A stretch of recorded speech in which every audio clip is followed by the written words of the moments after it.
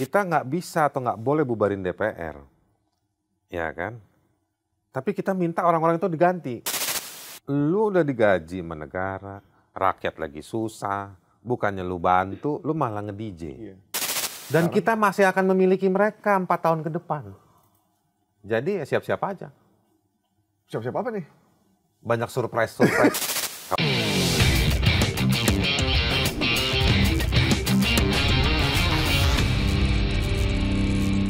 Nih, kan sebenarnya ada beberapa yang saya sempat ngobrol sama beberapa orang yang sempat protes keras, kita pernah wawancara juga. Sebenarnya mereka tidak masalah kalau DPR, pejabat gajinya besar, asal kerjanya benar.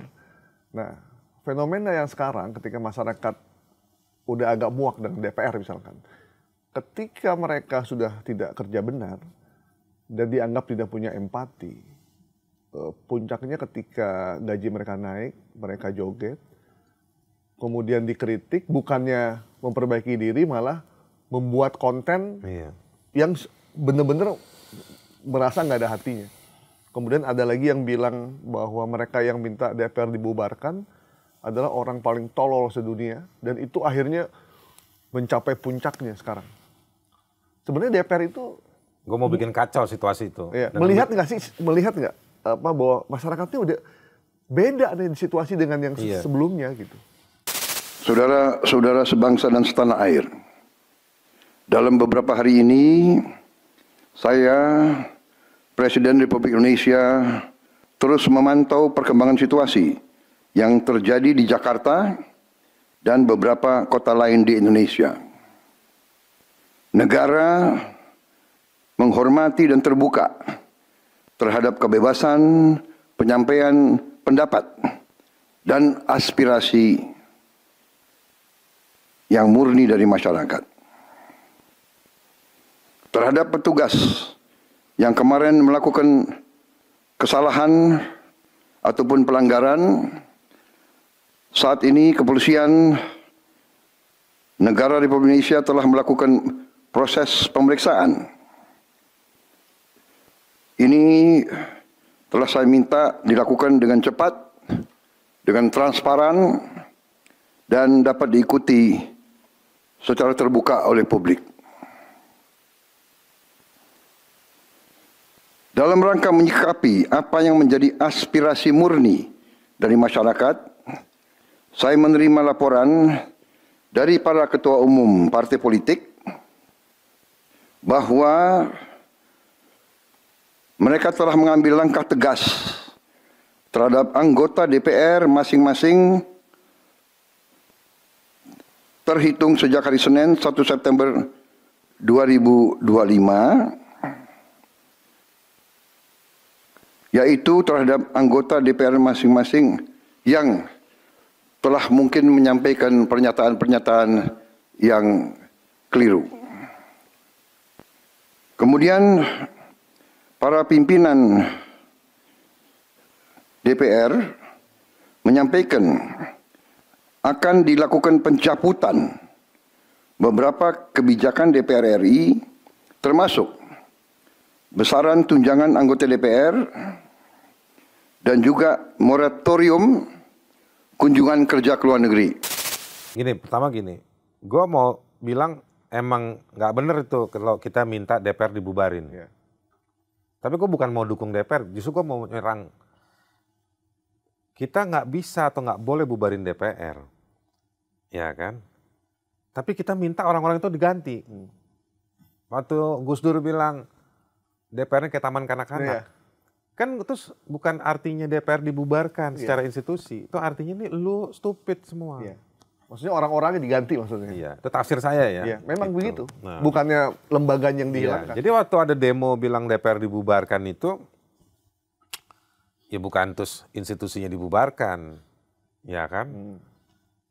Tetapi itu artinya mau kasih pesan bahwa lu udah digaji sama negara, rakyat lagi susah, bukannya lu bantu, lu malah nge-DJ. Iya kan? Aktingnya kaku lagi. Buruk, aktingnya buruk. Buruk ya? Gak kayak Christine Hakim. Iya kan? Buruk aktingnya. Terus ada yang ngomong minta gerbong. Siapa lu? Iya. Minta gerbong rokok. Iya. Emang lu kuli panggul? Yang kerja bolak-balik ngangkatin batu bara buat kereta. Iya. Dalam situasi seperti itu lu butuh sejam istirahat yang udah gua mau sebat dulu. Sebat dulu gitu. Siapa lu? Iya kan? Mau pakai komentar kayak begitu. Nggak sensitif. Maksudnya kan kesempatan itu dipakai sama si kepala kereta api itu. Ya kan? Bisa nggak keretanya dipercepat karena ada apa? Iya. Bisa nggak ada tiketnya murah? Diperbanyak karena rakyat lagi butuh transportasi umum. Kenapa lu nggak bikin kereta? Kenapa Inkai nggak lu pakai? Kenapa lu malah beli kereta dari luar negeri? Iya kan? Nggak berkualitas orang-orang ini.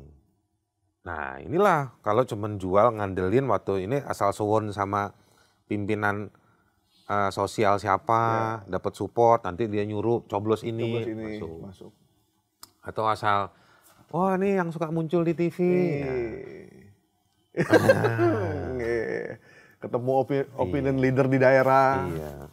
Orang-orang ini di DPR nggak ada yang baca John Locke. Soal politik representasi. Iya.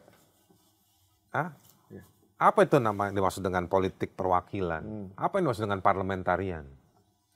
Paling jauh mereka itu cuma pernah ikut kursus di partai. Iya kan? Yang cuma seminggu ya? Iya, yang setiap sesi ujungnya foto sama narasumber. Iya. Udah apal kita, Lu Pak. pernah dipanggil? Pernah jadi narasumber ya? Pernah. Kagak ada yang nyatet, nggak ada yang paham. Ujungnya cuma minta foto. Lama gua innalillahi politik di Indonesia. Iya kan? Nah, susah Pak. Tapi nggak mungkin juga kita mengharapkan semua perwakilan rakyat itu paham apa konsep politik parlementarian tadi itu. Ya. Politik representasi, fungsi legislasi. Sebagai orang yang sekolah, ngikutin dan bekerja di bidang hukum, ngelihat anggota parlemen di Indonesia ini mengecewakan. Gue pilih mengecewakan untuk nggak bilang enak ya. Ya. Gitu. Karena fungsinya mereka itu fungsi legislasi. Kita kan orang yang kerja di bidang hukum, sekolah di bidang hukum, masih baca buku hukum. Apa? Kok kok jadi parlemen kita ini jadi bahan riset tentang buruknya produk undang-undang. Di sejumlah tempat, di buku yang kita baca, riset-riset akademik itu riset ilmiah ini makin menunjukkan bahwa bagaimana kecanggihan hukum itu harus dibangun. Parlemen ini kan bikin legislasi. Gitu. Bang. Malah mereka cuma ngomong naikin gaji, nge-DJ. Kalau masih mau jadi artis, berhenti jadi anggota parlemen. Sono jadi artis. Toh juga udah kaya, rumahnya udah gede. Ya kan? Kagak ada debu tuh rumahnya kalau kita lihat di TV itu saya Eko Patrio tuh. Iya kan? Ya udah berhentilah sana. Kalau artis-artis ini menjadikan ranah politik ini sebagai panggung aksi mereka, salah mereka, jahat mereka. Kan kayak misalnya Uya Kuya bilang begini, emang ada masalah apa saya joget? Kan saya artis. Ya itu artinya dia nggak tahu masalahnya dia. Ya kan? Nah itu kan euphemistic, ekspresi yang euphemistic, artinya penghalusan problem. Ya. Penghalusan bahasa untuk sebuah problem. Justru kita tanya sama dia, apa masalah yang lu lihat terhadap pemerintah ketika melayani kami? Bukan dia mengadu diri sama si rakyat, apa masalah gue? Dan ini bukan sekali. Ini menunjukkan bahwa dia nggak punya empati. Dia bikin konten ke Amerika, jauh-jauh dia ke Amerika, mungkin nggak sengaja juga ada pesawat nyasar yang dia naik, berhenti di Amerika. Mungkin saya nggak tahu. Terus dia pergi ke tempat kebakaran. Dia nggak paham ada etik of pain di tempat lain. Pertanyaannya orang, lu nih berangkat dari daerah mana? Apa nggak pernah ada orang susah di tempat lu? Sehingga dia bisa merasakan bahwa ketika lagi susah tidak diekspos. Masa orang lagi ada kebakaran jadi korban, dia mau bikin konten, Pak. Tapi ini udah kejadian, Bang. Dengan kualitas DPR yang seperti Dan sekarang. kita masih akan memiliki mereka 4 tahun ke depan. Jadi ya siap-siap aja. Siap-siap apa nih? Banyak surprise nanti yang ya. Terakhir, Bang. Bang Haris kan juga pernah kuliah di sosiologi. Lulus maksudnya. Dan ada ijazahnya kan? Kalau sosiologi enggak? Oh enggak? Enggak ada duit waktu itu. Berhenti, Pak. Tapi pernah sih sosiologi kan? Pernah kuliah sosiologi. Setelah itu ya tapi ya nggak nerusin gue, tapi ya baca-baca aja. Baca-baca aja kan. Nah, fenomena ini akan seperti apa nih? Yang Bang Haris lihat dengan gejolak masyarakat. Ada yang bilang kelas bawah tidak diopeni, kelas menengah ditinggalkan. Orang yang tabungannya di atas 5 miliar makin tinggi, yang di bawah 500 juta, 50 juta makin berkurang. Artinya yang kaya tetap akan kaya raya. Gini, yang punya duit di bawah 1M sama di bawah 5M, dia akan tidak kompetitif dengan peningkatan harga. Ya. Gitu. Nah, tapi kalau dilihat lebih jauh pakai optik singkat aja nih, optik oligarkis ya. Si para orang-orang yang punya duit 100 miliar ke atas, itu dia punya pendapatan yang jauh lebih besar tiap harinya dibandingkan orang-orang yang punya tabungan di bawah 1 miliar. Orang-orang yang punya tabungan di bawah 1 miliar kan cenderung buruh atau pekerja, formal maupun informal. Lalu mereka terjerat oleh bantuan atau tergantung pada bantuan sosial, misalnya zakat apa segala macam. Yang parah yang bawahnya tuh yang kondisi ekonominya rendah. Tapi yang agak mendingan survival ini, mereka kadang-kadang harus urusan sama pinjaman ini, bantuan ini segala macam. Situasinya bertahan hidup ini. Nah, positifnya tolong menolong di kalangan ini luar biasa. Ini mungkin amal ibadahnya mereka ya. Merinding saya jadinya kalau kayak gitu. Nah, tapi itu amal ibadahnya di sana. Nah, relasi sosial, namanya social resiliency, kalau bahasa PBB-nya. Nah, di level atas ini, yang mereka makin mengerucut, tapi makin tebel ya hartanya. Karena mereka udah punya engine kan. Bikin ini, bikin itu, dapat duit dan segala macam. Keterbelahan ini makin serius. Dan yang sini jumlahnya makin besar. Nah, sebetulnya kan breakthrough-nya adalah bagaimana pemain tengah yang disebut negara itu harusnya menahan yang di atas, mendistribusikan yang ke bawah. Sebenarnya ini basic aja seperti itu. Ini harusnya gambarannya. Tetapi rupa-rupanya isu kita di pemain tengah ini nggak selesai-selesai. Karena pemain tengah ini mengkapitalisasi cerita duka dalam rangka mencari perhatian dari yang atas ini. Gitu. Jadi matanya lihat ke bawah, tapi badannya terus membuncit, dipegangin sama para oligarki.